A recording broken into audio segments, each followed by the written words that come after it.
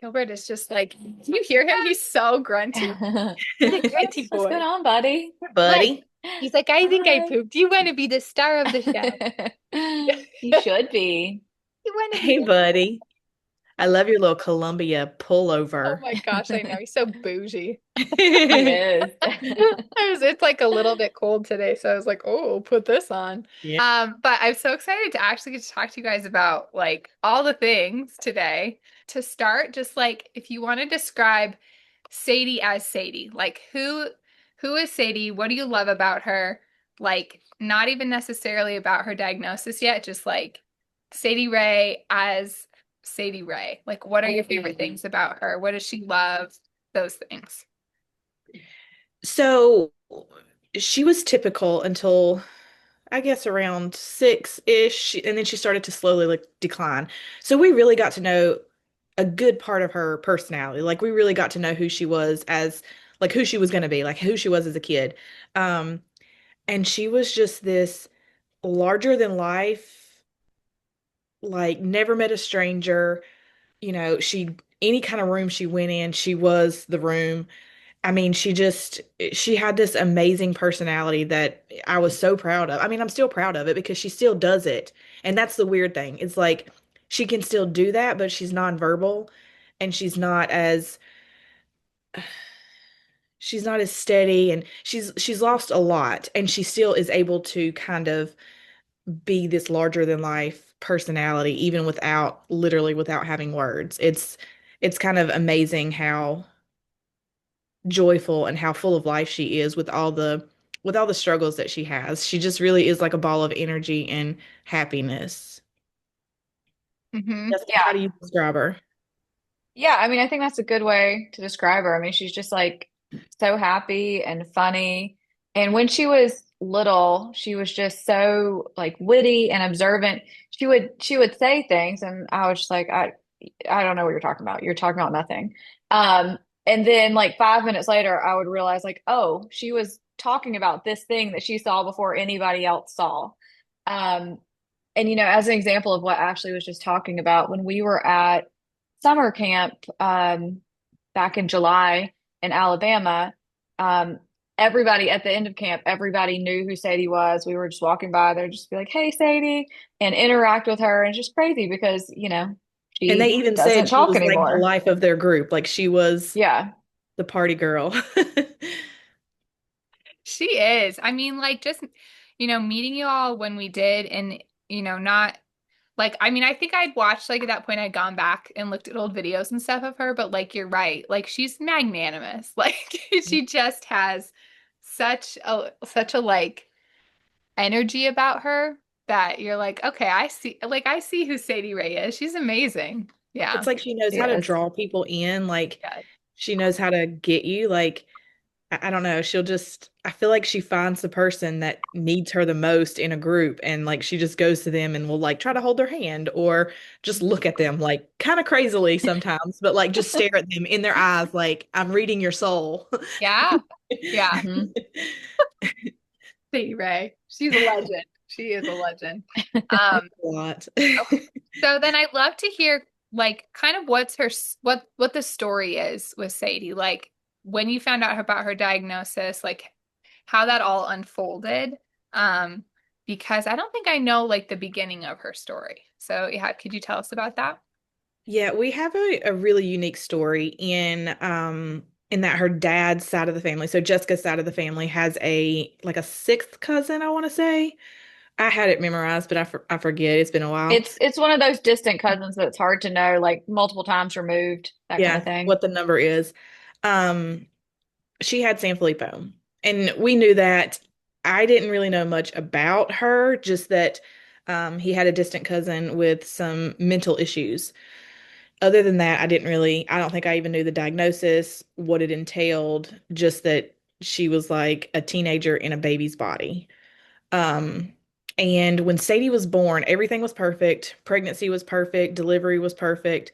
As soon as she came out, she was having issues with breathing. Um, she was born at a local hospital, so that was, we got to get you somewhere else because we can't do that here. So she was airlifted to Charlotte, and she was in the NICU for 73 days. And while she was there, she also had a brain hemorrhage. Um, she wasn't feeding. And she had like some other little issues, like her temperature would kind of go crazy once in a while. Nothing like serious, but those were the three main things is her breathing, she had the hemorrhage, and she wasn't feeding. So we knew it was on his side of the family. We didn't know it was on mine. And I was just like, let's have her tested. This is one thing we can kind of rule out.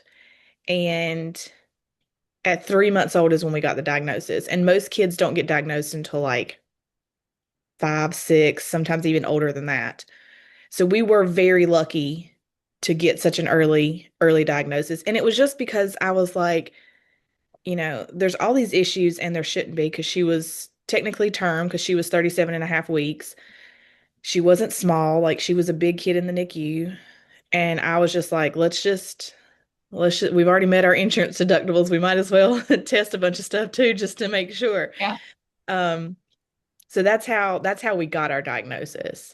Okay. I didn't realize that kids weren't diagnosed usually until later on. So that is actually pretty incredible. Yeah, Do because you they progress normally have, up until 4 or 5.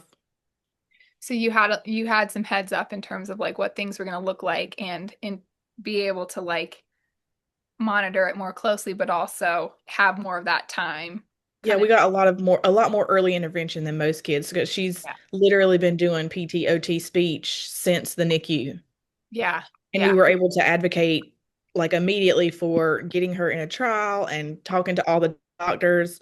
We weren't, I mean, we were in a hurry, but Sanfilippo hadn't taken over her yet. So we weren't as in a big of a hurry as most of the other kids that are getting a diagnosis because they're losing things. Right.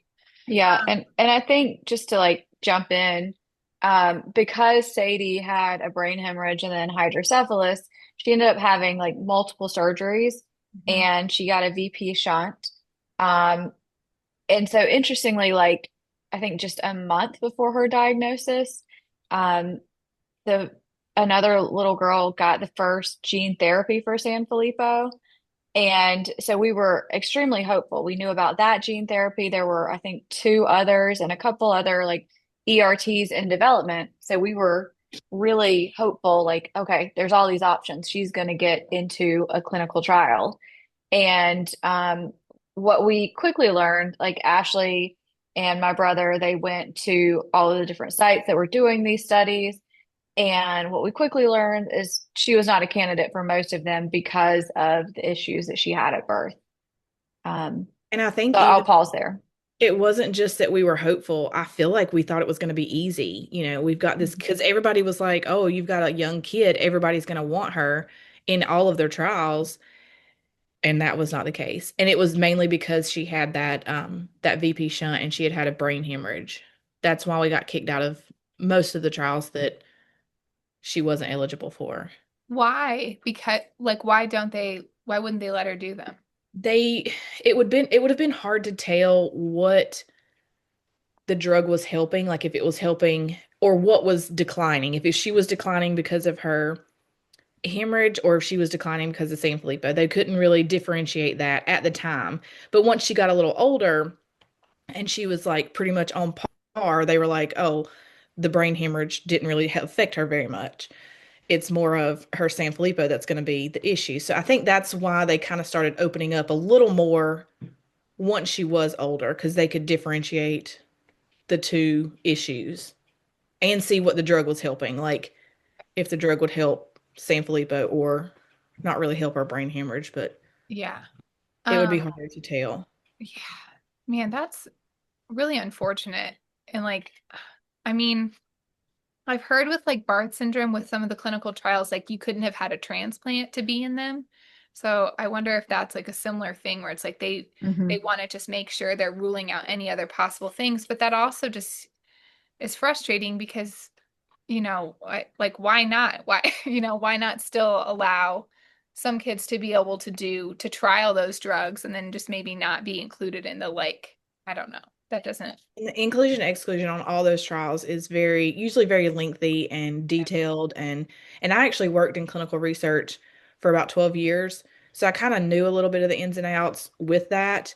Um, and even I didn't work in any kind of thing like Sanfilippo or any kind of phase one trial. It was more of common things like high cholesterol, high blood pressure, or diabetes, things like that. And even those sometimes would have pages and pages of inclusion, exclusion. Like you can't just be a diabetic and get in this trial. It's like you have to be a diabetic on this drug and never have taken this drug. It's like all these things that make it harder to get into the trials. Hmm. I didn't know. I didn't realize that. So that's really good to know because I've never, yeah. Yeah. Yeah. Um, why did she have a hemorrhage? What was that related to, or was it just its own separate thing? So it's not common in Sanfilippo. Kids with MPS 2, a lot of them will have VP shunts. I don't know of another child with MPS 3 that does, but my theory is because she was airlifted and put on a ventilator, the ventricles of the brain are extremely sensitive, when you're a baby. And so I think that's what caused it, but nobody's really been able to tell us, have they, Ashley? No, it's one of those things. And they've even told me, trauma from birth could cause it. So it's really one of those things that it's like we don't really know. There's a bunch of different things that could have, might not have. It could have just been a random thing she has. We don't know. But it may have actually been a good thing for Yeah. her because um, a lot of kids with Sanfilippo would benefit from a VP shunt because you do get a lot of pressure in Yeah. the brain. And so, we think it's probably helped her at various points. Yeah, there's a lot of kids. I can't remember the name of the drug, but a lot of the kids are on that, and it's kind of to help relieve that pressure. So she hopefully will never even have to be on that drug since she has the shunt. Yeah. Because so for like the buildup of heparan sulfate, is that it's only in the brain? Is that where it's going, or is it in all cells? It impacts the entire body. Yeah. Yeah. Um, so It mainly builds up in the brain, but it also builds up everywhere else. But building up in the brain affects the whole body and not just like cognitively. Right. Okay. I want to go back to the where you said like in the beginning you had like A, all the hope, but then B, like you thought maybe it was going to be easy. When you talk about that, like in terms of the fact that like she was so young and maybe she was going to get into these clinical trials, is Sanfilippo a syndrome that has been researched and has a lot of history behind it? Like do you happen to know like when it was discovered or when like in the literature they started figuring it out? Because was it like you got your diagnosis and there were resources available, like Sanfilippo syndrome existed, or I want to yeah, say there 70s. Is that when it was I was thinking the 70s or 80s is when it was officially named. named? But there were, a lot of resources when Sadie was diagnosed. Like I said, there were a handful of clinical trials, which means there's been research into this disease for a long time. And there were nonprofits set up that we could talk to, like Cure Sanfilippo Foundation and NPS Society. Um, but even in, the last decade since Sadie has been diagnosed, um, just the amount of resources is so much more. I mean, now we have clinical guidelines. The trials have advanced a lot. We know of, repurposed drugs we can use now. So the landscape has evolved a lot in the last decade. And I think that's mainly the parent groups that have kind of streamlined that and had that and made that happen. yeah, I've been like continually impressed with everything that y'all put out. Like all this, like just it's so cohesive and like well organized. I don't know if that's what it looks like behind the scenes, but what it looks like front facing is like very like organized and unified and like, okay, this is what we're doing. So, okay, so got the diagnosis. You went home from the NICU, and then can you kind of take me through what happened next? That's when we kind of dove into, we're gonna be at the forefront of this and we're gonna help the organizations, we're gonna fundraise, we're gonna do all of the things that we can to get Sadie into a clinical trial. We went and saw multiple doctors, like We flew her across the country and saw multiple doctors. Um, and at 3 years old is when she finally got into that clinical trial. And that was like huge. That was a huge deal. And we were very lucky because she actually got into the clinical trial at UNC Chapel Hill, which is a little less than 2 hours from us. So it was like we didn't have to relocate. Some of the other families had to like actually relocate for a year. Um, the clinical trial, that was a rough time. That was hard days. It was once a week we had to go to Chapel Hill. That was a 2 hour drive each way. And we were there from like 7 in the morning. We would get there around 7 and we wouldn't leave until around 5 or 6 at night. And I was working full-time job. I was working from the hospital. Like I wasn't really able to do much from the hospital, but I would still do some work from the hospital. Um, I would take a grandparent or Jason or whoever was available with me to the hospital just so I could like, step out for 5 minutes. And then when COVID hit, I was the only one that was able to go. So that was even harder. Um, but we made it through. She was very good. She was used to everything. She would get her port accessed every week and didn't flinch. She knew to be still. Like it was amazing how it was like her second home, like really, because she was so young. And she did so good with blood draws. Like she would just hold her arm out straight and she knew like it she made a really hard time easier just because of the kid she was and how easy she was to deal with all the stuff and how she dealt with it. But it was rough still, just the whole day um, being consumed with that. And I think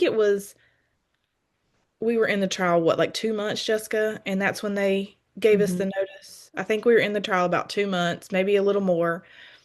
And they sent a letter out to the doctors that they had decided to divest the trial and focus on different things. But they were going to honor the consent form, and every kid that was already in the trial would get 2 years worth of the drug. So it was like we're in this trial for like 2 months. We were on top of the world because we got in this trial, and 2 months later, they're like, "Yeah, we're not going to do this one anymore. It's too expensive and not really worth it." And Sadie was actually there were 6 kids in the trial, um, and all the kids stabilized, which is very big. But Sadie was the one kid that was actually making progress and she was still doing really well and she was gaining and so it was kind of a that was a devastating blow to get, this is working for your kid, but it's no longer available. Yeah, I mean, it's really just been a roller coaster. Thinking in the beginning, like, okay, there's 5 clinical trials. She's going to get into one of these, and then her not get into a clinical trial until she was 3. But then, we were on a high again, and then immediately, there's nothing for her. Um, and now we're kind of in a period again where there are several clinical trials, but yet Sadie is not in any of them. So I won't jump that far ahead, but it's just, yeah, it's been a roller coaster, this entire diagnosis. And I think that's really when Jessica stepped up is when we got that notification that this trial is over. Because once that happened, we reached out to, I don't even know if we have a number, I would say at least 50 people, companies, nonprofits, just to ask them if they could take the trial over, ask them advice, ask them if we could take the trial, like we could start our own company. Like we ask and talk to, it was probably over 50 people or groups that we talked to about it. And I mean, we begged the company to continue it. They did give us, the drug was going to expire. And I mean, once all the kids got the drug, they were going to trash it. And we begged them to give all of the kids, just until it expires. Like, just use the drug up, don't trash it. And they decided that to give Sadie, we got like 6 more months, a little less than 6 months of the trial drug after she was done with the trial. So we did get that, but it was still a roller coaster event of on a high and then it's over. Yeah, and just to explain what the drug was, it's an enzyme replacement therapy. So basically, the kids get an infusion each week, or in some cases every 2 weeks, of the enzyme that they're missing. And so it was interesting, at the beginning of the week, like after the infusion, she was doing really well. But towards the end, like closer to when it was time for her to get another infusion, we could tell, like, okay, her brain's not firing as quickly as it used to. And also, before she got into the study, the only symptom that we really saw was that she had a stutter. And within probably 2 weeks of getting into the study, that went away. So, we know it was working. We know it was working because of, what the data has shown, but also because while Sadie was in the study, she continued to progress. And so that just made it so much harder that they took the drug away. And, everyone that we reached out to, basically the reason no one else would pick up the drug is because, enzyme replacement therapy is extremely expensive. Um, and the path to FDA approval is just too difficult. They did not see a clear, fast path, which we need in rare diseases. And so I guess that was kind of our first introduction to the world of the unfairness of rare diseases in the FDA. And I don't even know if we realized it at the time. I didn't, at least. I just was assuming it was more of the cost of making the drug and the time it would take to make the drug. I mean, some of the people definitely told us it was because of Yeah. the approval But that process. wasn't really on my radar, like as much as it is now and looking back on it. Yeah. Well, I mean, and why would you think of that? Like I had no idea any of this was like the underbelly of what the FDA is and how everything works with that. Like as a You would like assume the FDA is on your side. yeah, Like, mhm. exactly. Well, and as like, just a person living their life, right? Until you get a rare disease diagnosis and then until you're involved in the medicine side of it, you just have no idea. Like trying to explain this to friends and family, it's like I wouldn't have had any idea either because why else would I be reading stat news and stuff, Like there's just for Hmm. the general public, this is like so far removed from everyday life that it's like you just don't know that this is going on until you do. Um Hmm. and yeah, I mean I remember like looking at your profile like when we first talked, Jessica, and seeing the post about like Sadie not getting to have the enzyme therapy anymore and just being like they have already lived through absolute hell because like you had a drug that was working, you had a treatment that was going well, and for it to just be because of the company and the FDA process not being clear enough, it's just like something has got to change. Because that was, Hmm. you said 2020 during COVID, during that I time. think she officially finished the study in 21, or maybe that was the Yeah. expanded access in 21. Yeah. Yeah, but it's like it's clearly this is becoming a very systematic problem that is affecting so many communities and to have to like go through that already once and then now this with Ultragenics and the UX 111 like it's just It's messed up. Yeah, Beyond it messed up. is. It is. And sadly, our story is not that unique. In the Hmm. Mm-mm. last decade in Sanfilippo, at least 9 companies have exited the space. Either they've, closed their trial and said we're not investing resources in this anymore, or they've sold the company to or sold the drug to someone else. And so there are so many other families like ours who had kids in a trial. They said the drug was working, but the company decided not to move it forward. What happened like when you said you reached out to like, everybody you possibly could and asked if you could buy the drug or start your own company? What were the responses for that? Because that's something that has crossed our minds like a few times of like, okay, well, okay, what's plan H? What's plan, IJKLMNOP? So what happened? Yeah, I mean, so the company was actually very nice and compassionate to us, which is, kind of hard to imagine given that they stopped this trial. But what ultimately happened was they brought in new leadership who had different priorities.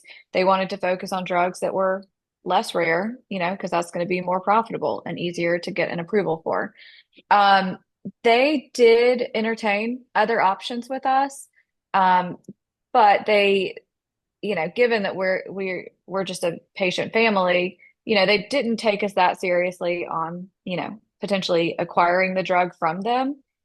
So that's why we reached out to other biotechs and tried to get them interested. And again, there were, a handful that were interested. They could see that the drug was working, and they reached out to the pharmaceutical company to have conversations about acquiring the drug. Um, but, they all came to the same conclusion. It's too expensive to do enzyme replacement therapy. And, the path to approval is too hard. And this is what I like want and need people to understand, like that this is what is happening over and over and over again. Like we have the Orphan Drug Act. I don't know why that's not being used more. Like why like that's I just keep having these questions of like why, because it all just seems very um like unethical in lots of ways Mhm. and Yeah. like extremely unfair. And it seems wrong to like, if a treatment is showing that it's working, to take that away just because of profit, just because of, we don't feel like this is going to get an approval, or I don't know. And I know like there's not really an answer, but it's, yeah, it's just really heartbreaking. Yeah, I mean, it seems like oftentimes it's just politics. Politics is the answer, but our children's lives are the cost, and that's not okay. I mean, we hear elected officials on both sides that say, they hear us and they support, they want children to have treatments. Um, but our system is just broken. And we have the tools in place that should allow quick approvals through things like accelerated approval and the Orphan Drug Act, but they're just not used consistently. Mhm. And yeah, I mean, this has been going on for a long time, and it's time to finally fix it. Hmm. Yeah, I agree. I don't know. And the other thing too is it's like it's who knows who it's going to affect, right? Like you don't know that you're a carrier for something or that you have some kind of mutation or some kind of like you don't know. And most people I've talked to, it's like both parents have to have this extremely rare, like recessive something, and there's just no way that you could possibly know you had that. And so it's just like let's just give everyone a little bit of a break and like make drug approvals easy. Like what if we just made regulatory pathways easier? Like it doesn't seem like it's that hard. And Yeah, it like you doesn't, just fixed it right there. Like, yeah, it does not seem like, and rare families are already going through so much. Medical needs can vary so much from kid to kid, even within different communities and stuff. So it's like depending on the severity of what your child is going through, specialists they need to see or how many appointments you have. Like it is a full-time job. yeah. Um, And my job that I did have, they were very lenient. And days that she had appointments, I would kind of like do some work. Like I didn't really work a full day, but I was still salaried, so they didn't really care, like as long as I got my work done. And I did have Jessica's mom helped me like pick Sadie up from school and do all of that stuff. But I am now her paid caregiver, which is huge. mhm. Um, and that's been really huge for us. That has really been game changer Yeah. because I Yeah. can't work. She has so many appointments. It's like once a week usually is an appointment in Chapel Hill, and that's 2 hour drive. That's 4 hours in the car. Like I can't work. I'm not going to find another job that's going to be that lenient and be like, yeah, you can just do a little work when you get home if you can. Like I'm not going to find that. Hmm. Yeah. Well, because I was thinking about how, Jessica, you brought that up like when you were speaking at the rare disease caucus briefing, but like the economic impact and the fact that like I don't know how any parents like manage to still have, if it's two parents in the workforce, There's no, Hmm. I mean, I'm at home just on, we could just have one income.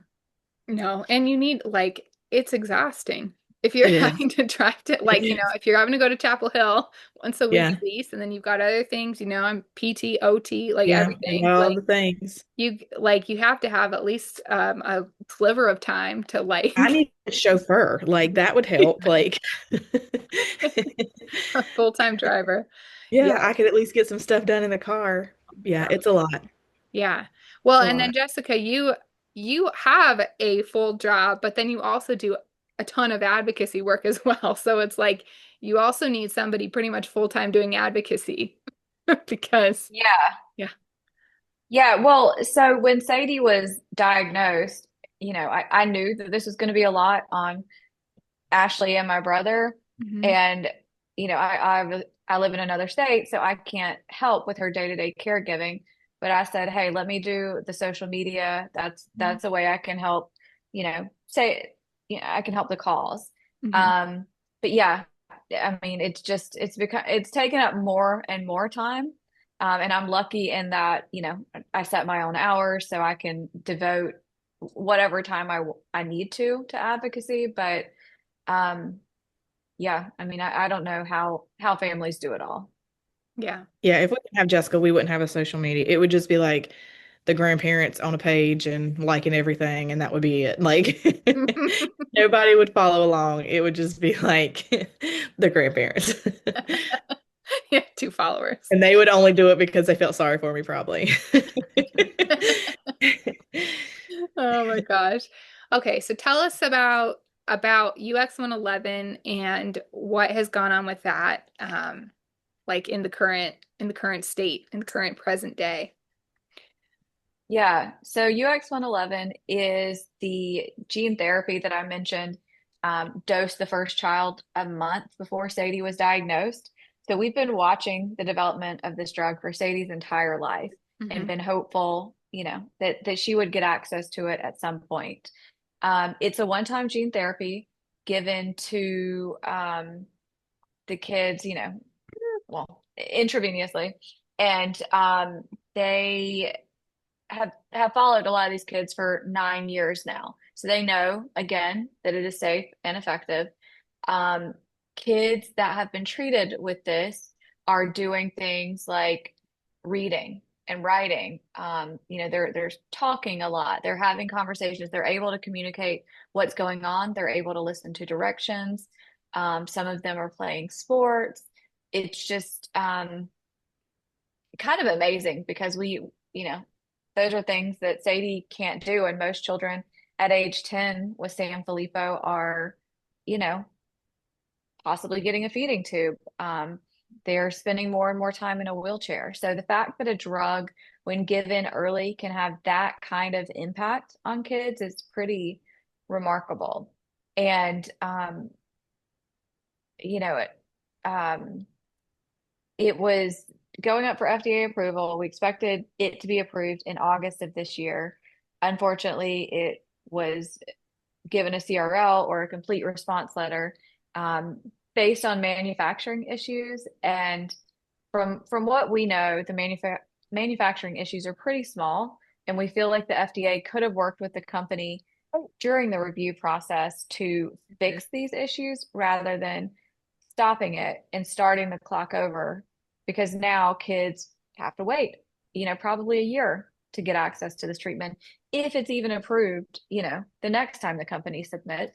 And that is a year that's certainly too long for Sadie. I mean, she'll be 10 before this drug is approved. And, every other kid, they're going to have regressed more in their speech and their mobility. And some kids will age out, Sadie may age out. So it's very upsetting that this drug has been delayed unnecessarily. What made y'all think that like it was going to get approved? Like what were the conversations between you guys and Ultragenics like? I mean, they said the data was robust. Like they The commented FDA. a lot. Yeah, the Yeah. FDA said the data was great. And I think too, just being an optimist, like you want that to be approved. But the FDA was telling them that, I mean, they were going back and forth with the FDA at one point, and they were fixing all of the things, and the FDA kind of made it out like everything was good. Well, and we've, been following this drug for 9 years. We've been seeing the updates that the company puts out showing, how kids are still progressing on the drug. So there were no red flags to us that made us think it would not get approved. And obviously, we're not regulatory experts, but given that this is, an ultra rare terminal disease, we thought the FDA would use some flexibility in the approval process. And especially given that it was on the accelerated approval pathway. I mean, that speeds up the review time. So all indicators were hopeful. Yeah, yeah, that is interesting because it was similar with, yes, it was Hi, similar with buddy. Almifrotide because when we were hospitalized and got his diagnosis, our cardiologist was like, we had this AdCom back in October and this was in January. And she was like, I'm pretty sure, like, we feel pretty confident that this will get approval. It was a really good like AdCom and they voted it in favor. So we kind of thought the same thing that it was like, oh, great, we'll just get approval and like ride into the sunset and like end of story. Like, but not. Never that easy. No. But it is interesting to hear you say um like now that I'm thinking about it, like the regulatory flexibility, you know, it should like we need something different in terms of the way that like clinical trials are looked at because of like the population size for ultra rare groups. But then like you're saying too, like there's just not time to reset the clock in the way that you might with a large population with a large trial. Like it doesn't make any sense. This is something that is going to have major impacts on kids like cognitive abilities, motor abilities, any delay, any amount of time. So why don't they have a faster pathway, especially when you have a disease that's neurodegenerative? Like we shouldn't need to Well, reset the clock for a manufacturing thing. yeah, absolutely. And to go back to what you were saying, there are pathways to speed up drug development. And the problem is we're just not using them. And the FDA recently announced a new program, RDEP, I forget what it stands for, but essentially it's to speed up drug development, and that's great, but we have programs already and they need to be using those. Instead, they're introducing programs that are just going to add more confusion and divert resources from pathways that we can already use. Hmm. Hmm.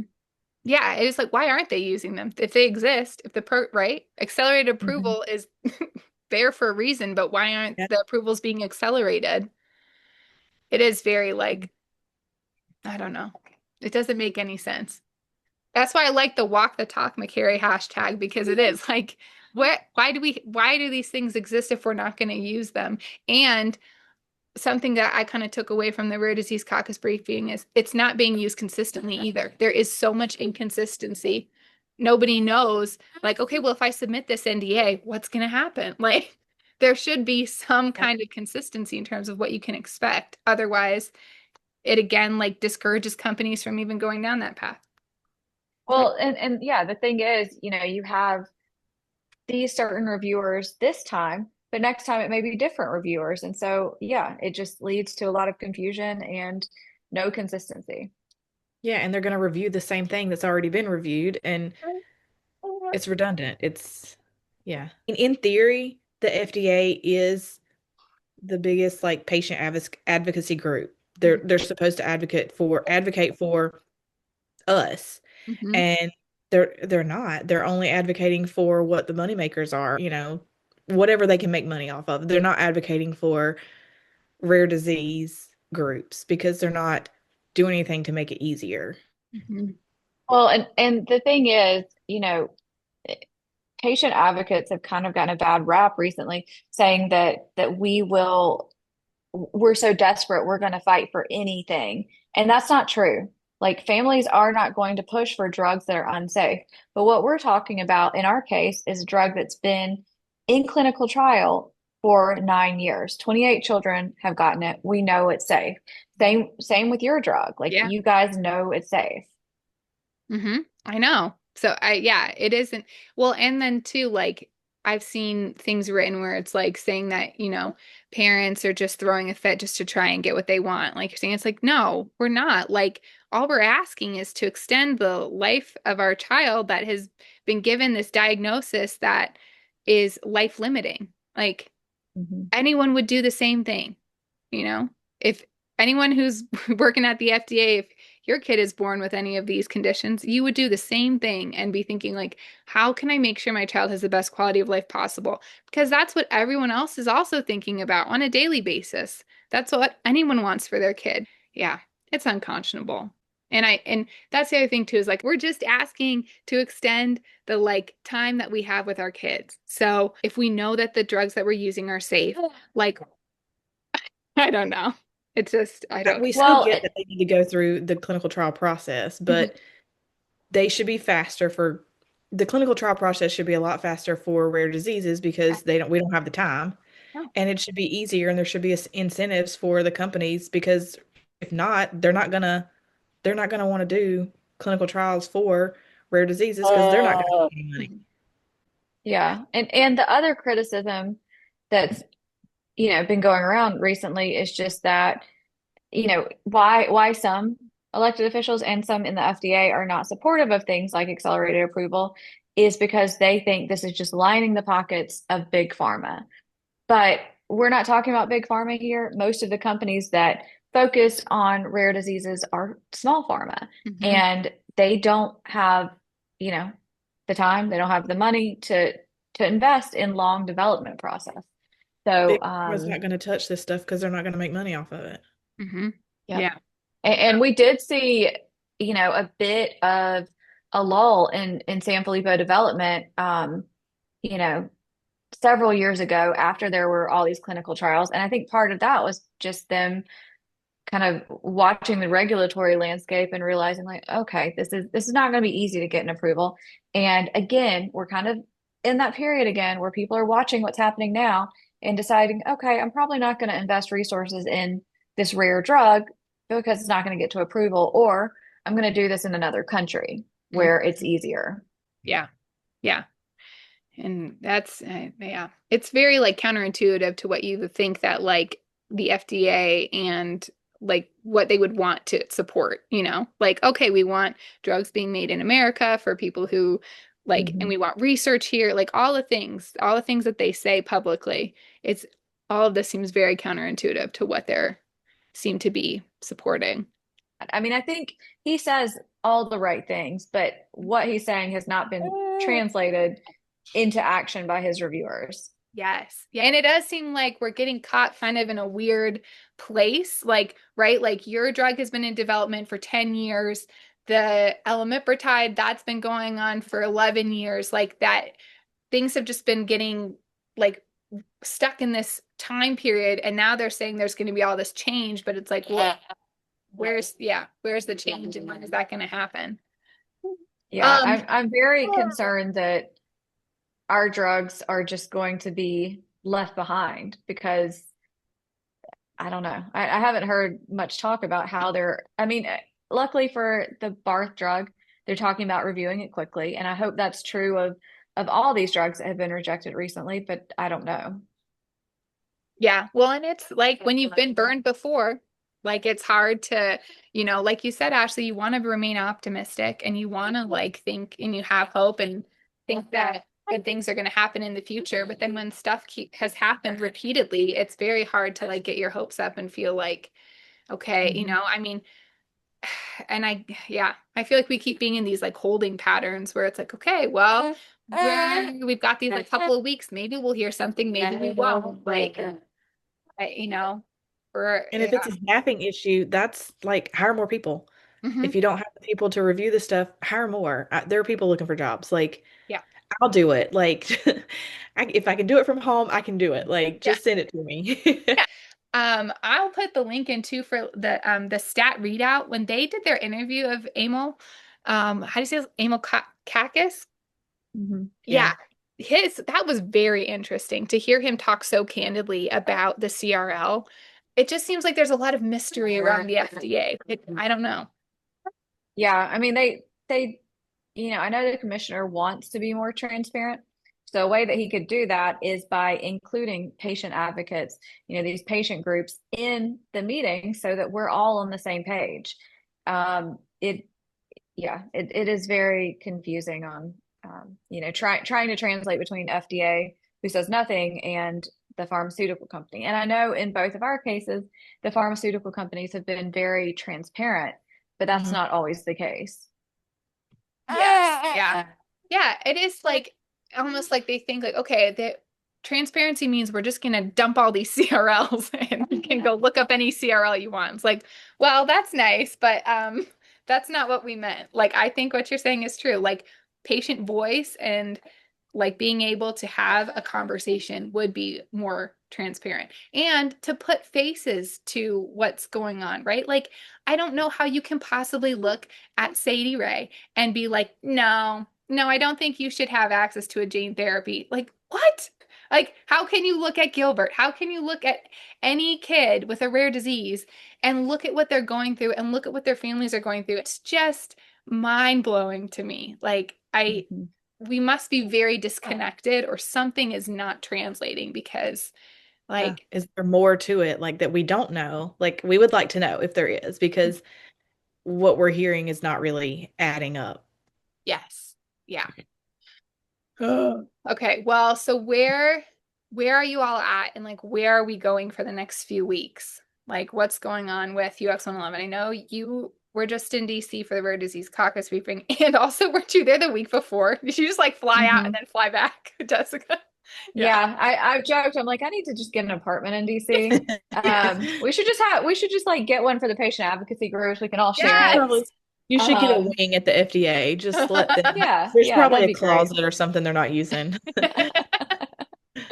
But yeah, so hopefully, the drug company is talking to the FDA, figuring out which of these issues need to be addressed before they resubmit.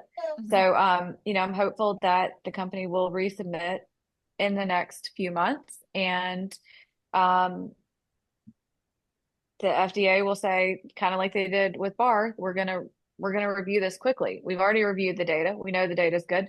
Let's just check on these manufacturing issues.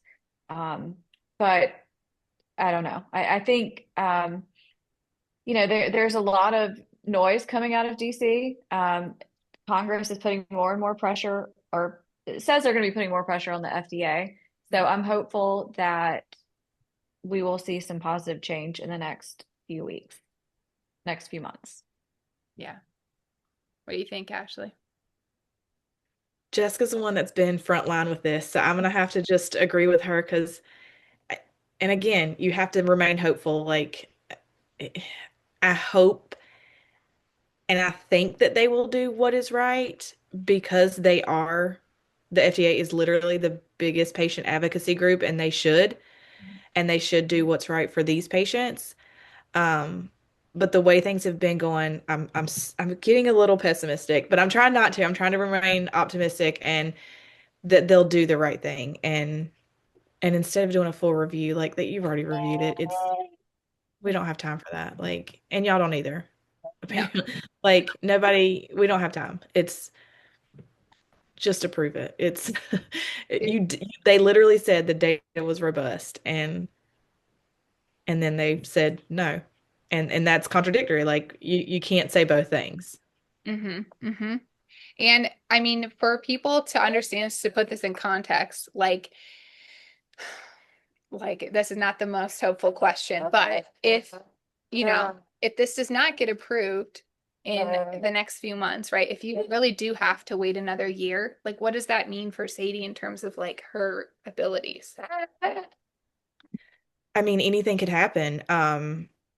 She's still verbal a little bit. She kind of fills in the blank. I would say in 6 months she's probably going to be completely nonverbal.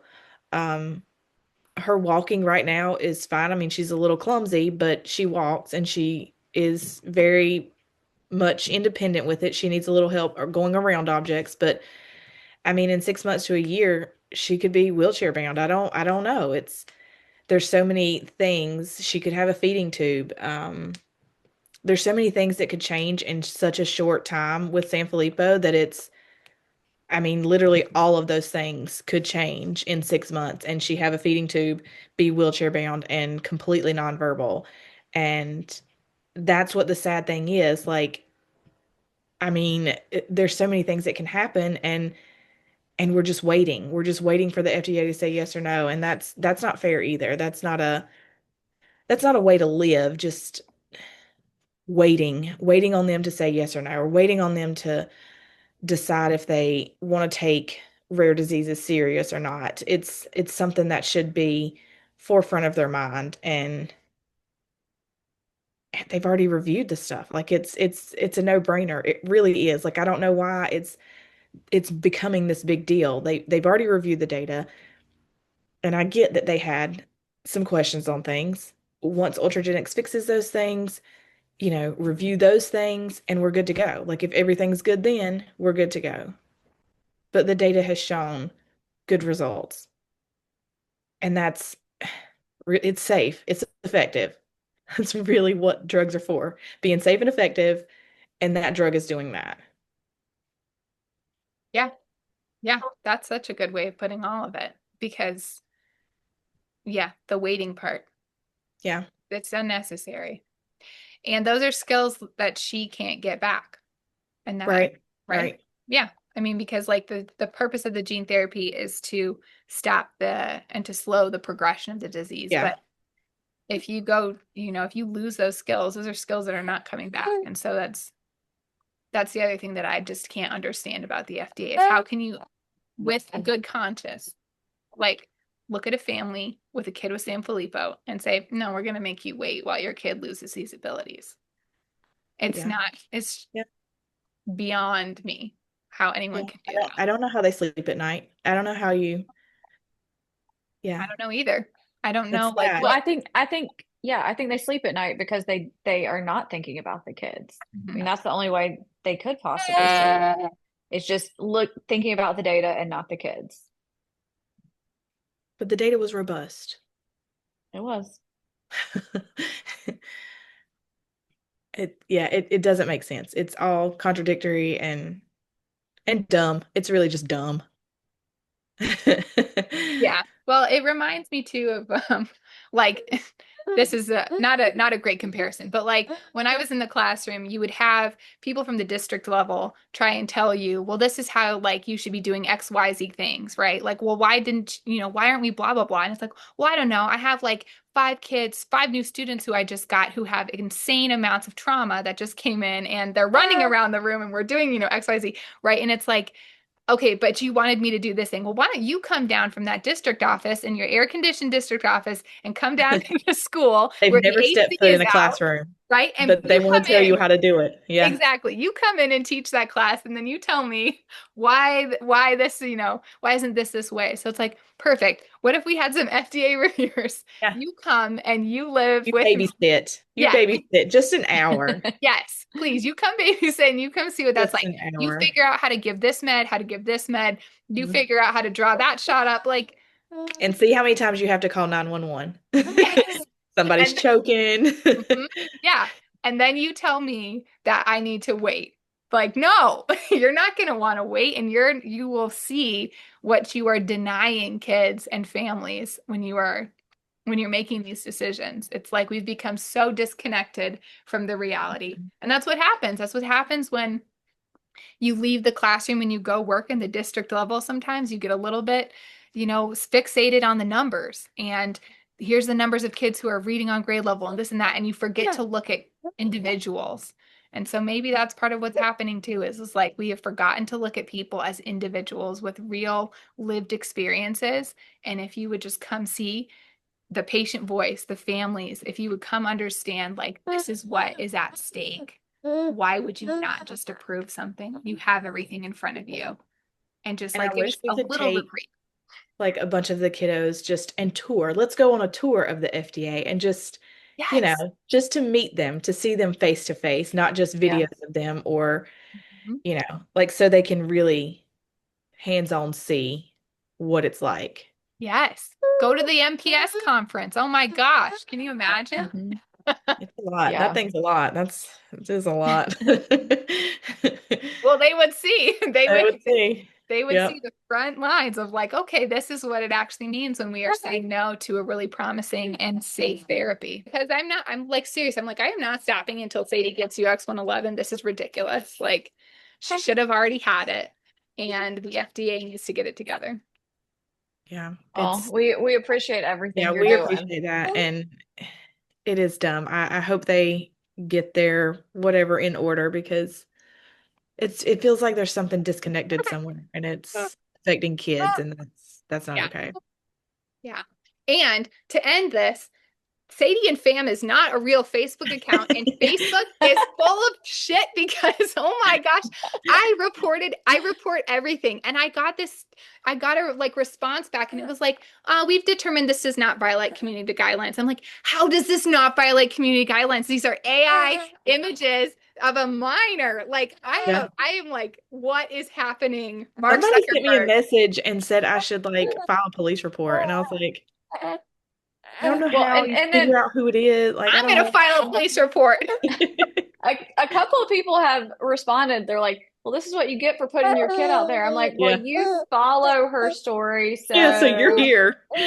um, What do you mean this is what you get? We're trying to get a rare disease treatment. Like, that's the other thing too. I'm yeah, like, nobody wants this. No, like, no one wants to be like constantly posting pictures of their kid, like just to no, be able to get life-saving medication. Like, and Yeah, then Jessica aggravates me like daily to send her pictures and videos. Like, I I'm don't, tired of doing it. I don't want to do it. But I no, mean, you have to though. It's like you yeah, have I to. know it's You like a don't thing want to, but now. you do. And then it's just Like, send wrong me that videos. And I'm like, oh, keep forgetting. yeah. I mean, like you have to because that's how people become invested in your story. But it's also like nobody chose this path, right? Right. Like yeah, I don't.